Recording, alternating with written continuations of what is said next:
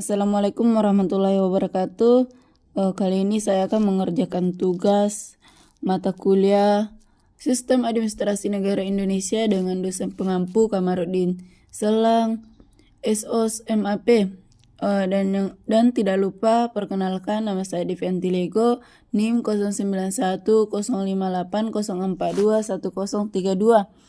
Jurusan Administrasi Publik semester 5, Program Studi Administrasi Publik, Fakultas Ilmu Sosial dan Ilmu Politik, Universitas Muhammadiyah Sidendeng Rapang.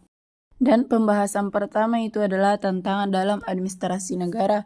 Salah satu tantangan utama yang dihadapi sistem administrasi publik di Indonesia adalah tingkat kerumitan birokrasi dan produser yang memakan waktu, proses perizinan yang panjang dan rumit, serta tata kelola pemerintah yang tidak efisien telah menjadi hambatan utama bagi pembangunan ekonomi dan investasi di Indonesia.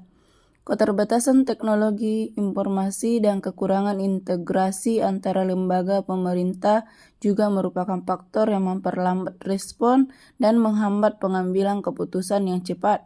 Namun, di tangan berbagai tantangan tersebut, sistem administrasi publik Indonesia memiliki potensi besar untuk diperbaiki. Pertama, dengan adopsi teknologi informasi yang lebih luas, pemerintah dapat mempercepat dan menyederhanakan proses administrasi negara.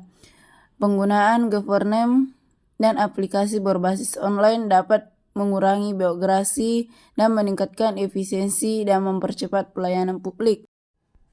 Selain itu, penting untuk memperkuat pengawasan dan akuntabilitas dalam sistem administrasi negara atau publik, transparansi dalam penggunaan dana publik, pengawasan yang ketat terhadap tindakan pemerintah, partisipasi aktif masyarakat dapat membantu mengurangi praktik korupsi.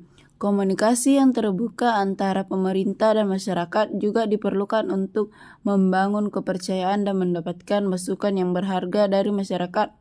Tantangan administrasi negara ke depannya adalah menemukan formula dan model yang tepat untuk menyelesaikan masalah-masalah seperti konflik KPK, Kepolisian, Kejaksaan Agung, konflik perbatasan, mergerisasi departemen atau dinas, kepegawaian pusat atau daerah, pelayanan publik untuk masyarakat miskin, penjagaan terhadap sumber daya alam dan kekayaan negara lainnya. Berdasarkan hal tersebut, tantangan terbesar administrasi negara masa depan adalah mengembangkan teori yang lebih kuat daripada penguatan negara dan memecahkan masalah lubang hitam dalam administrasi negara. Hal ini diperlukan tidak hanya teori emancipatif saja, tetapi juga perspektif baru dari teori struktural, khususnya bagi negara-negara yang sedang berkembang. Dan yang kedua itu adalah inovasi dalam administrasi publik atau negara. Inovasi dalam administrasi negara adalah pengenalan dan penerapan ide, metode, atau teknologi baru untuk meningkatkan efisiensi, efektivitas, dan transparansi dalam penyelenggaraan pemerintah. Beberapa contoh inovasi dalam administrasi negara meliputi: yang pertama, e-government, penggunaan teknologi informasi dan komunikasi untuk menyediakan layanan publik secara elektronik, termasuk pembuatan portal pemerintah online, aplikasi mobil, dan sistem elektronik untuk mengurus administrasi publik seperti pembayaran pajak, pendaftaran perizinan, dan pengajuan dokumen. Yang kedua itu open government. Prinsip-prinsip transparansi, partisipasi, dan akuntabilitas diterapkan dalam administrasi negara, melibatkan publik dalam proses pengambilan keputusan, memberikan akses terbuka terhadap data dan informasi pemerintah, serta mempromosikan partisipasi masyarakat dalam pengawasan dan evaluasi kerja pemerintah. Dan yang ketiga itu adalah smart city, penggunaan teknologi dan data untuk meningkatkan kualitas hidup warga di kota. Ini melibatkan penggunaan sensor, analisis data, dan konektivitas untuk mengoptimalkan pengelolaan transportasi, energi, air, limbah, dan layanan publik lainnya.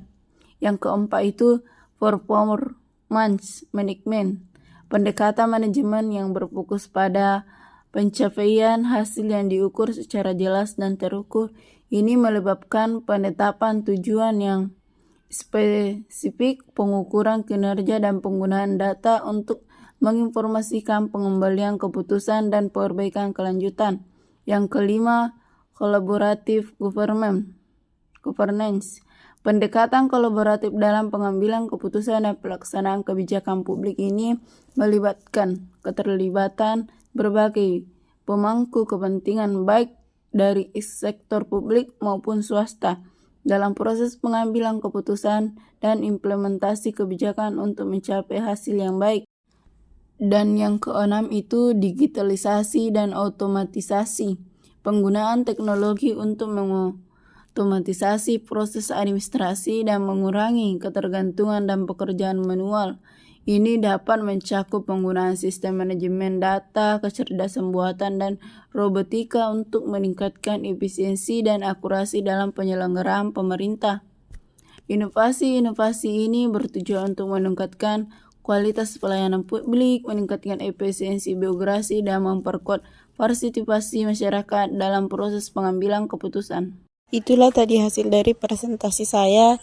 Sekian dari saya. Assalamualaikum warahmatullahi wabarakatuh.